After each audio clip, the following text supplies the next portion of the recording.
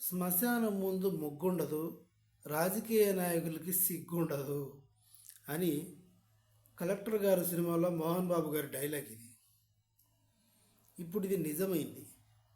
సోను సూద్ గారు తన ఫౌండేషన్ నుంచి ఓ 4 అంబులెన్సులు డొనేట్ చేశారు ఆంధ్రప్రదేశ్ గవర్నమెంట్కి. రీసెంట్గా చంద్రబాబు నాయుడు గారిని కలిసి డొనేట్ చేశారు. ఇంత చేసినా కూడా ఆయన పేరు బయటికి చెప్పుకోవడానికి, ఆయన ఫొటోస్తో బయట కనిపించడానికి కూడా ఇష్టపడని మన లీడర్స్, కూటమి లీడర్సే చెప్పాలంటే. ప్రజలకు ఏ కష్టం వచ్చినా ముందుండేది సినిమా ఇండస్ట్రీలో సోను సూద్. ఆయన తర్వాతే మిగతా ఎవరైనా, మహేష్ బాబు అయినా, ప్రభాస్ అయినా, అల్లు అర్జున్ అయినా, ఎవరైనా సరే. ఇవి చూసుకుంటే ఒక్క ఎమ్మెల్యే ఎవరికైనా ఎప్పుడైనా డొనేట్ చేసినట్టు హిస్టరీ ఉందా?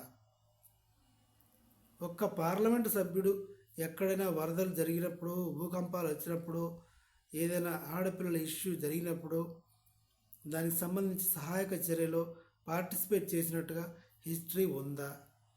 ఒక్క మినిస్టర్ అయినా ఎప్పుడైనా ₹1 డొనేట్ చేసినట్టుగా హిస్టరీ ఉందా?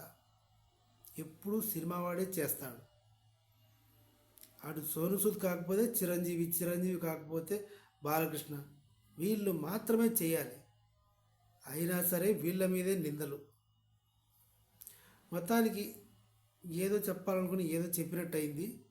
సోను సూద్ 4 అంబులెన్సులు మన ప్రభుత్వానికి డొనేట్ చేశాడు.